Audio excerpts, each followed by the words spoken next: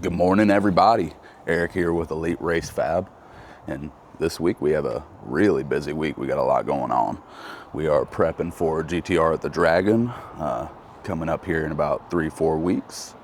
So got a whole bunch of stuff that needs done and a whole bunch of stuff that we're gonna do.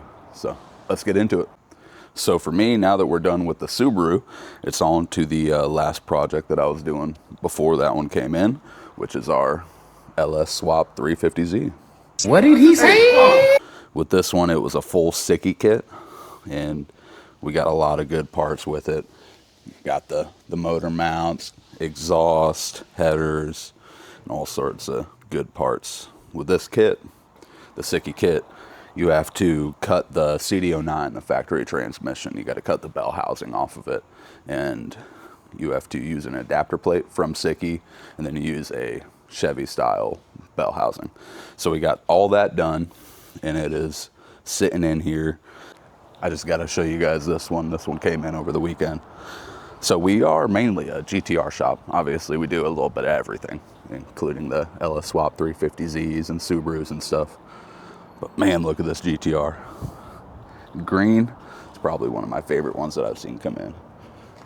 But man, the camera doesn't do it much justice, but this green is just so beautiful. It's one of the best greens I've seen on a car in a long time.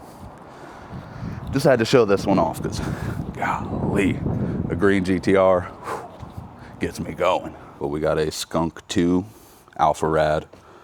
Very, very nice. Full aluminum radiator, aluminum.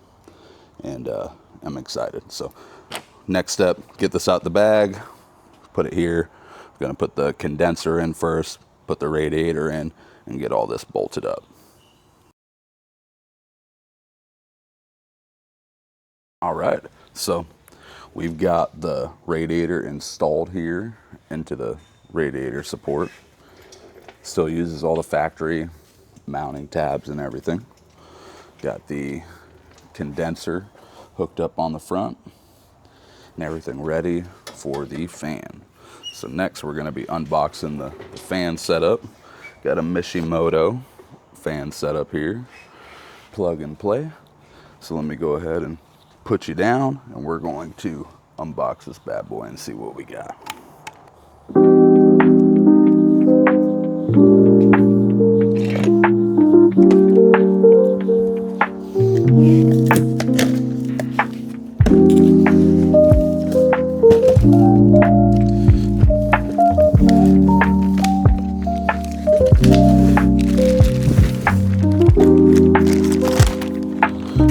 Oh yeah.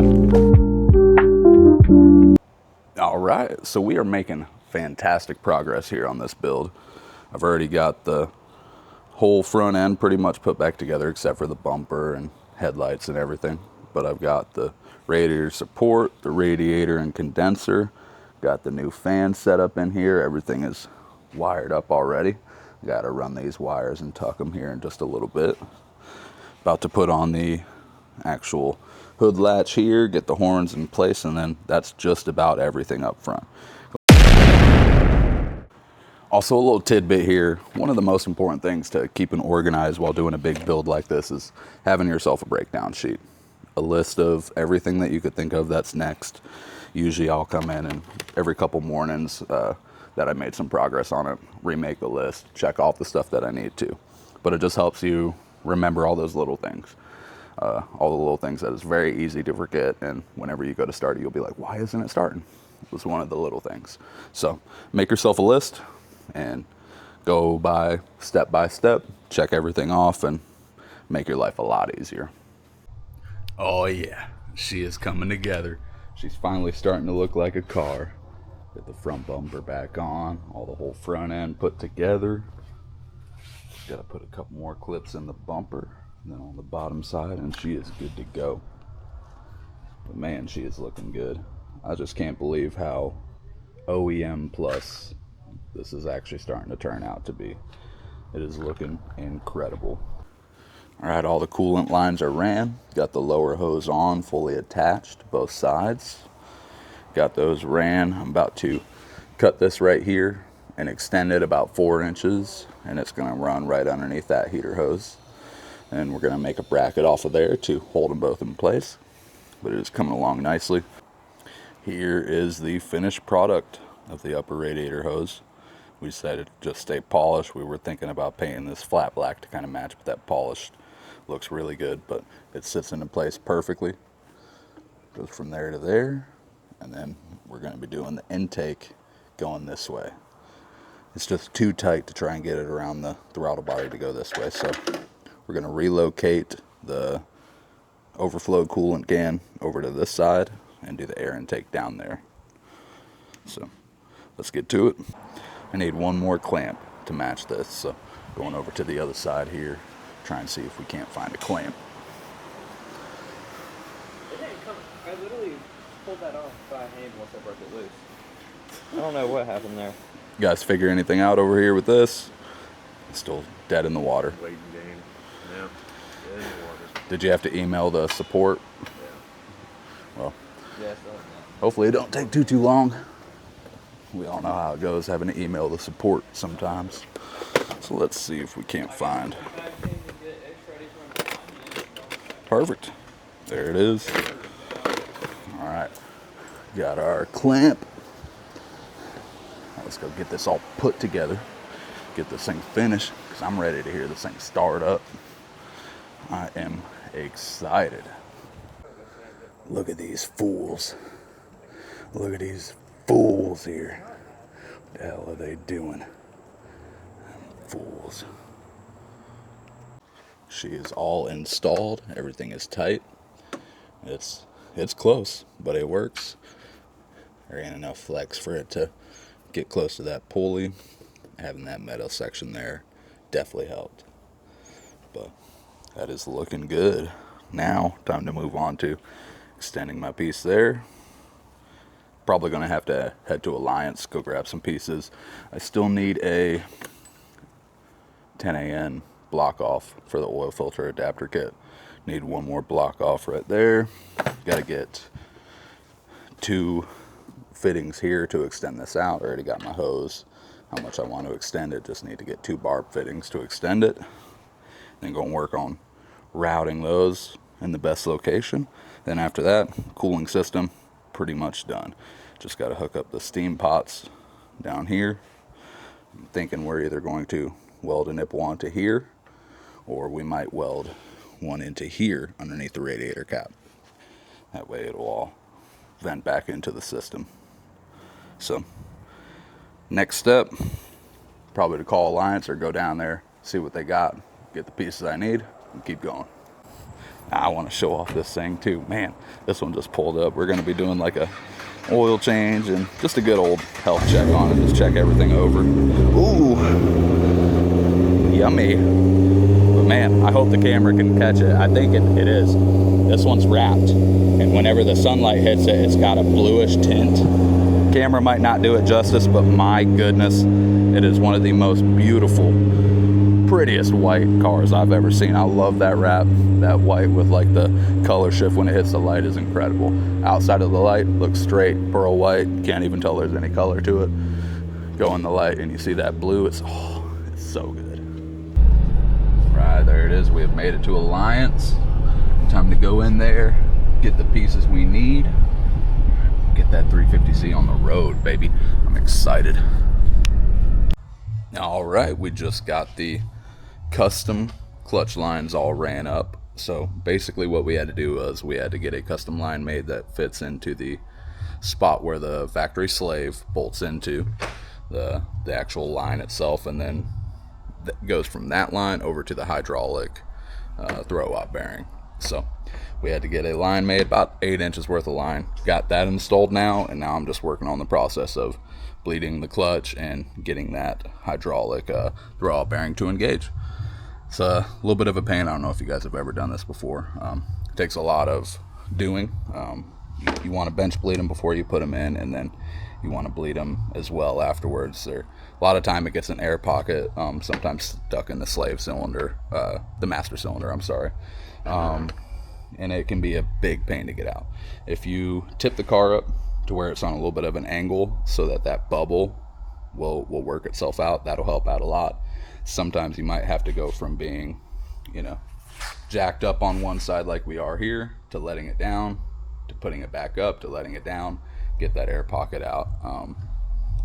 It could be a pain, but you just got to keep working it. There's a whole bunch of different cars that are like styled like that, OEM, and they all have the same issue as well. So whenever you're doing this, just be diligent and keep going. It'll eventually work itself in. And another thing too, if you don't get the bleed all the way correctly done and you have an air pocket in there, it will take down your clutch life. It could make things not engage the way it's supposed to, the throw-out bearing not push out the way it's supposed to. So just make sure to take your time, get it all the way bled, make sure there's no air in it, make sure the clutch grabs exactly how it should. And after that, you'll be good to go. You won't have to worry about like early clutch wear and stuff, but it is very common to leave a little bit of an air pocket in these and have some extra clutch wear. So something to think about. All right, good morning or afternoon, whatever it is for you. Today is another day on the 350Z build. It's about lunchtime here, and I've already got a bunch done today, so I'm gonna just go ahead and show you guys kind of what we've got done and started. So, started getting the AC compressor bracketry in here to hold the AC compressor into place, because we are doing full AC with this car. Bad thing is with the sticky oil pan, the bung right here for the actual dipstick, it is right in the way of the compressor, so you'll have to figure something out with that. It is very, very tight. Might either just have to fill it up with oil and check it with the dipstick and then take the dipstick out and plug it down there, or might have to figure out some way to be able to route that a little bit differently. Then the rest of what I've been doing today is mainly harness stuff. I've got the Haltech ECU actually in the car, ran into the car. Got all of the outputs outside here in the engine bay that we need. And then, grabbing my light here for you because I'm going to take you inside the car, show you kind of what I've been doing in there. Been a lot of just laying on the back and upside down, but so far this is what I've got and how I've got everything routed. So up here is where we got the Haltech mounted right here. This is the factory Nissan ECU bracket. It's not fully mounted, just got it up in place, just kind of testing where I was going to put it. I like it right there. So far that's the best option. So we've got that, and then we've got a couple of our outputs. We got the one for the accelerator pedal going over there, and then the one for the starter and ignition solenoid going that way. I've already got the accelerator pedal all hooked up, wired, and ran. Now I just got to get the signal for the ignition and the starter, and then that is pretty much everything on the inside. The last bit that I have to do is do the fuel pump relay side of it. I got my wire ran down here. Fuel pump relay is down here. It's that guy right there. So I'm gonna have to take apart the box, get to it, put the signal wire right there. So as of right now, that's all I'm working on, just doing a lot of wire and stuff. After I get all the wiring done, then I'm gonna go about routing it, making it all pretty, getting all that stuff out the way, and just trying to make it look as OEM as possible. The other thing that I did and got started on was the air fuel sensor kit. It goes from that side, and I have it running underneath this piece here, and you can see it coming out here, and I got it going down. There's a hole that goes here into the back here, so I'm going to route it from there under the car, basically just kind of like the clutch cable is ran, and then put it right there into the header.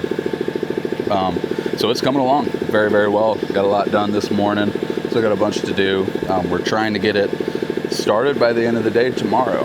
Today is Thursday, tomorrow's Friday. Today is Thursday, September 11th. So tomorrow's Friday. Fingers crossed that we could get this all done and get it started at least so we can hear it, you know, kind of see how everything sounds. And after that, we got a little bit of fine tuning to do, a little bit of stuff to take care of, but not too bad. So we're moving right along.